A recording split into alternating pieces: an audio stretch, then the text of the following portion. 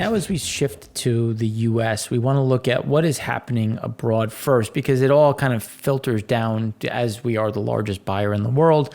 So these are going to be the things that we're going to import. So when you look at J.P.Morgan's global output, composite output index, the global economic growth picked up in February, with the PMI rising from January's 18-month low of 51.1 to 53.4. New orders and employment rose at a quicker pace, but the rate of price inflation also accelerated. Now, that's the biggest issue, is we already saw this inflation starting to creep in February. And remember, the invasion of Ukraine happened February 24th.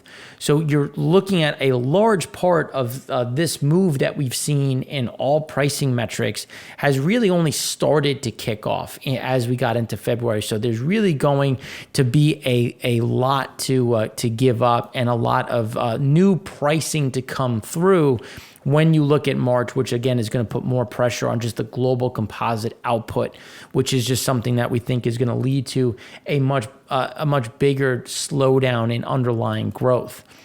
So then when you look at input prices for February, this just gives you an idea of where the U.S. is in relation to everything else, and why there's so many things that are going to continue to kind of get this pressure point, because all of these input prices continue to grind higher. You can see just how elevated they are in relation to historics, but this is something where this was also in February. This does not include March. This does not include a large part of what we continue to see in the pressure points, which is why we think emerging markets, those input prices are going to continue to go up, as well as these others on the emerging market ASEAN front, which is again going to feed down into the developed markets. And when you look at input prices, even at raw material levels, it's very unusual, developed markets versus EM price divergence. So the developed market input prices have really gone higher prior to EM. But again, remember, a lot of things are subsidized. There's a lot of protections around emerging markets. And that's where we think there's going to be this close, and that's also going to lead into a rise in the output prices. And again, this is where we think you're going to see this continue to collapse, but not so much with the developed markets coming down. We think they just kind of hold sideways. It's really the emerging markets coming up to meet them. And it's just same thing with the LA, just as an example, the LA container freight rate continues to be not at all-time highs, but again, just going sideways, just at this very elevated level with very little in the way of stopping it. So now when you look at the Cass inferred freight rates, you can see that new all-time highs continuing to go up. We're going to cover this a bit more on Friday, because it's important on what we're seeing in the U.S., especially on the energy front in production, because it just gets in the way of obviously new production, bringing new stuff online as these prices. And it's also U.S. inflation, because again, this gets passed down to the end user, and that continues to feed through those underlying pieces. And then the wait for chips lead times on the rise again. So one of the things that we said last year was that we weren't going to be in a better spot by the time we got to this year. And we said, we really wouldn't see things improve until we got to Q2, Q3 of this year. But now, as we're sitting in it in 2022, new wrinkles in the view, given what has happened with Ukraine, Russia, what is happening with other ASEAN nations, how China kind of fits into the fold. We think that this is going to be, again, a problem well through the end of the year and likely into 2023.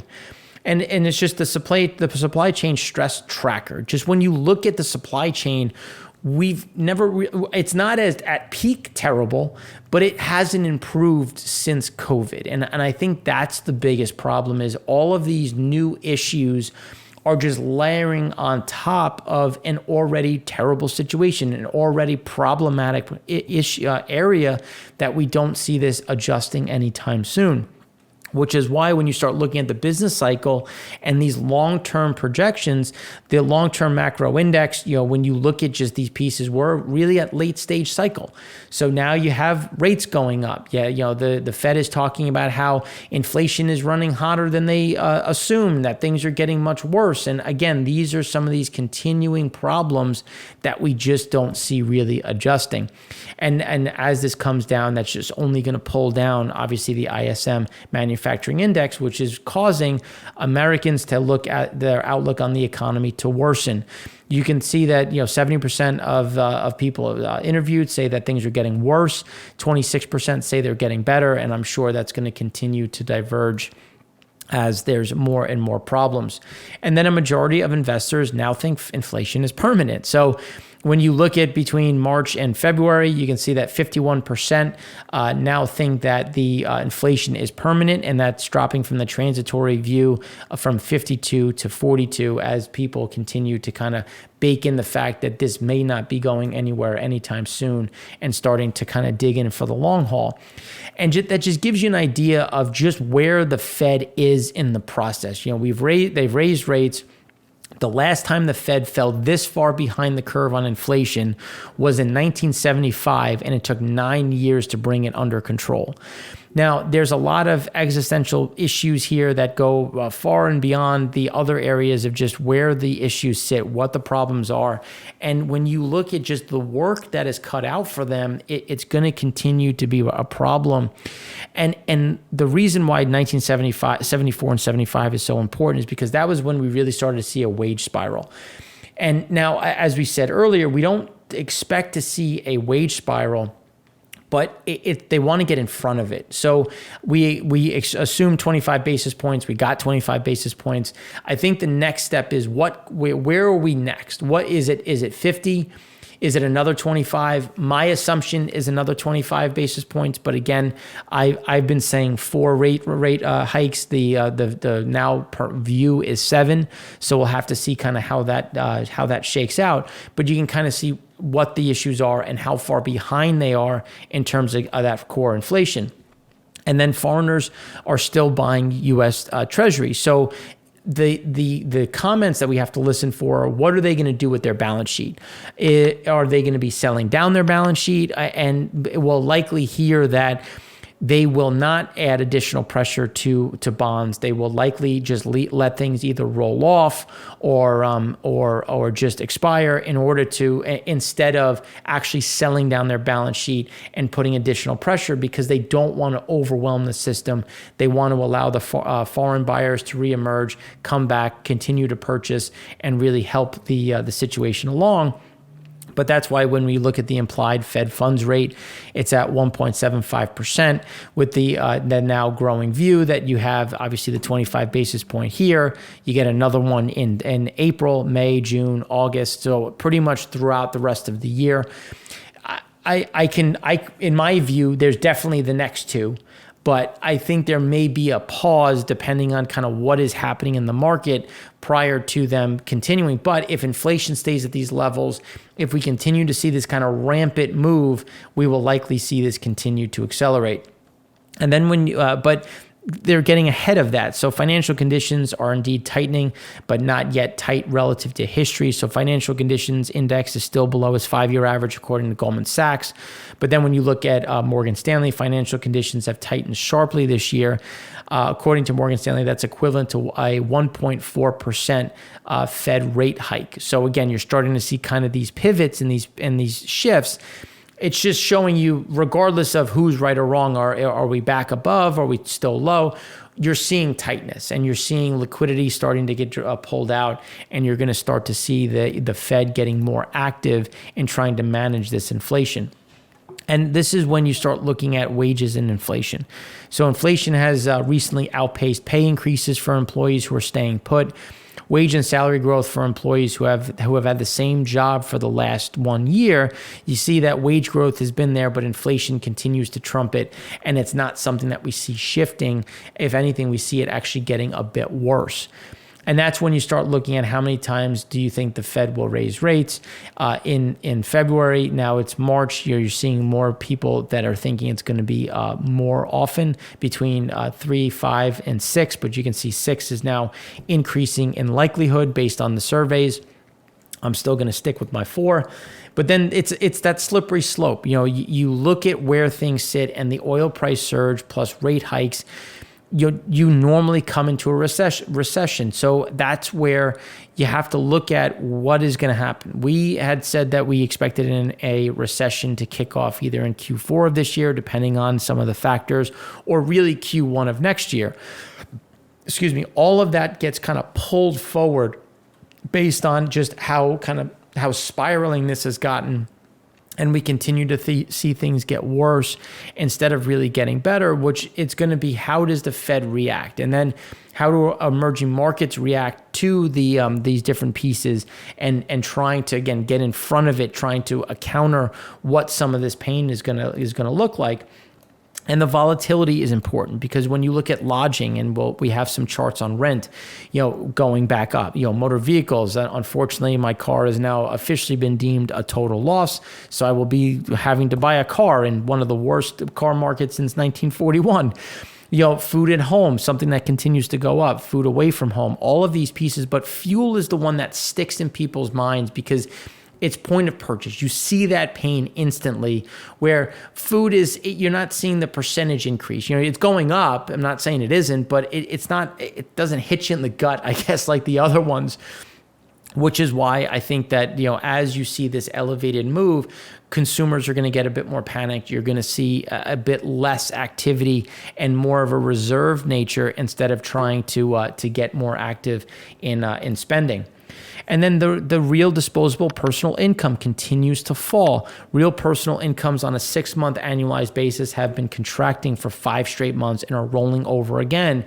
And we see that accelerating because wages have not kept up, and we have inflation going higher again, which it just leads to, what is activity going to look like, which is why we talk about gasoline destruction. And it's not so much that people are, it's just, you're not going to have that rally, if you will, or that increase heading into summer. And then, but rents are surging. And here's where you look with the single family rent rate jumping by 12.6% year over year. Miami has had the largest gain at nearly 39%. This is sticky. This is when we talk about sticky inflation versus flexible inflation. This is one of those key pieces. This is very important when you're looking at those different backdrops, because this is something that does not change quickly. This is what's going to kind of bite very hard when you look at the disposable income and what people can spend. And then another key piece is this PPI, the producer price index, which again is struck in the middle of the month. There was already fears around what was going to happen with Russia and Ukraine, but this doesn't even really account for that, which is why you're going to have another shift up in March. And depending on how long this lasts and what the ending impacts are going to be, it's going to be something much bigger, with PPI inflation for finished goods expanded at 13.8% annual rate in February, which is the fastest since 1980, which is when we still had a big problem with inflation. Again, these are some of the key pieces. And if you look at what Volcker did to try to get in front of it, of jacking up rates, taking them much higher, getting in front of this, is Powell willing to do that? Are we going to have something similar to try to stem the tide of where some of these movements have gone? And then when you look at wages, maybe up significantly, which is that orange, but households are not optimistic about expected real income growth over the next 1 to 2 years.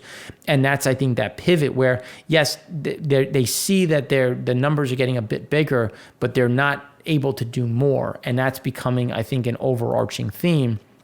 But on the long term, people still think inflation's going to be, moderate, 3%.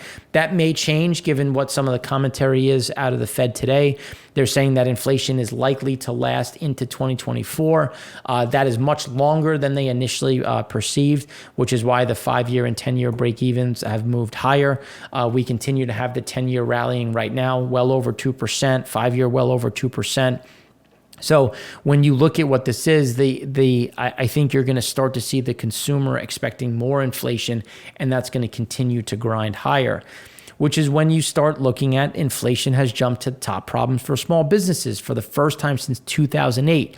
Quality of labor is still an issue, but has slipped to second place as inflation takes top priority and top fear. And just given where we are right now, that is not going to change. So now when you start looking at the different entities and where we are on the when where we are on low earner, strong wage gains. Here's where your wage price spiral narrative is a bit exaggerated, given the strong wage growth, but it's happening at who felt the sharpest. But when you look at the pivot, people can also kind of fall out of that hourly wage. So it's important to look at lowest earning, highest earning, but the highest earners are also ones that spend the most, and you can see that they're getting hit. They're not moving in the same direction, and that's creating some of these overarching problems that we keep talking about. And the goods still mostly driving CPI higher. So commodities, less food and energy, service, less food and energy. Core goods inflation is still widely outpacing that of core services, even though the latter is seeing fast gains. Pace is not yet close to the late 1970s, though at the rate that we're going at, I think you're going to kind of get that quick pickup, especially as you get things kind of trickling down from not only COVID, but now the supply chain issues, but also obviously Russia, Ukraine. So now when you start looking at US CPI food at home, back to going back to 2005, all-time highs. CPI breakfast cereals, all-time high, on the chart, all-time highs. These are some big issues when you start looking at underlying flows, because this is what people rely on. These are living wages, not only just rent, but what does it cost to feed my family? And again, these are some of those key pressure points that we're talking about. And then when we start looking at consumer credit is well off in January at $6.84 billion versus the estimate of $24.5 billion. So credit now at the lowest since the beginning of 2021. Again, people are panicking a bit, and I think you're starting to see that pullback on spending, which is again showing up, which we're going to talk about more when we look at the consumer and how things are shifting at the local front.